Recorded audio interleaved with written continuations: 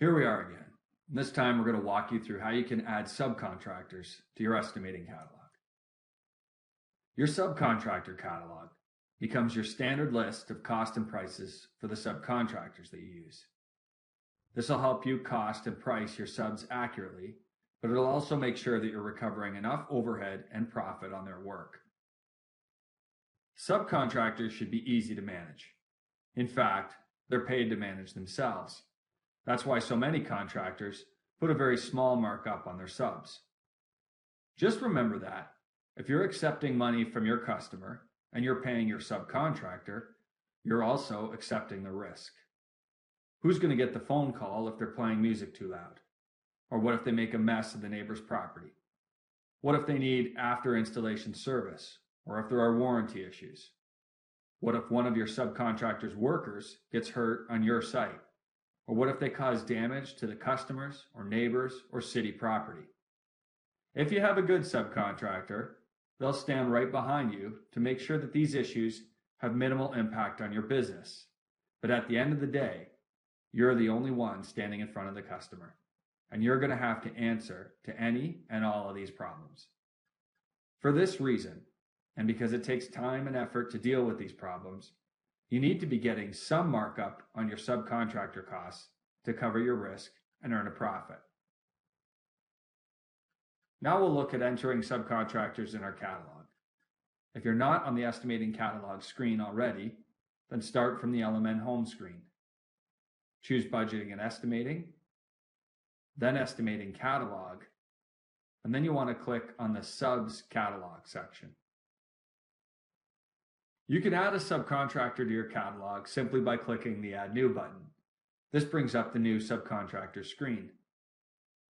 The sub name is for the name of the subcontractor. Here's where you might enter something like Heritage Stone Company or Woody's Carpentry Services. Next is the description area. You don't have to enter anything here, but if you want to describe this service more, you can. Next, you want to enter the units which this subcontractor is going to get priced and billed in. If Heritage Stone Company gives you a square foot cost, then here you'd enter square feet. Maybe another subcontractor quotes you hourly. Then you can just enter hours here. Now, many subcontractors are just going to give you a fixed cost for the whole job. It's not really broken down by any unit. For these type of subs, I just enter the word each. We'll cover how to cost them later. Over here, you have the nearest round to setting.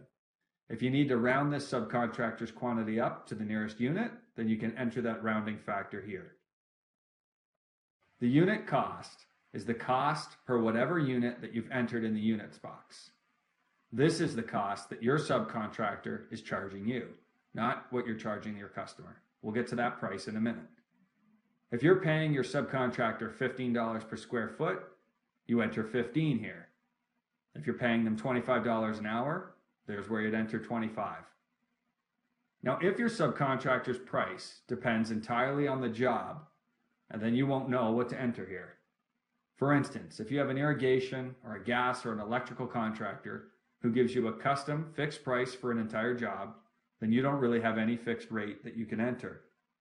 Leave this at 0 if this is the case. 0 is good, because when you're estimating, you'll know that you need to set a specific cost and price for this subcontractor. If you try to guess an average cost, let's say $2,000 for example, it's too easy after you've done the estimate to forget to change it or to miss the fact that you haven't changed it. If it's set to 0, you'll know that you have to set a cost and price for the subcontractor on this particular estimate. If your subcontractor charges you tax on their work, you'll need to set the purchasing tax to the type of tax you pay on their services. The pricing strategy section works like it always has. It'll read your budget to calculate how you should mark up your subcontractor costs to arrive at a fair price. If your cost is 0 and your price is 0, it's okay.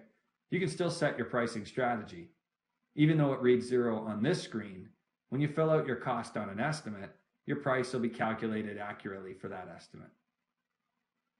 If you want to set up a custom profit margin or custom price for this subcontractor, you can also do so by changing the pricing strategy options.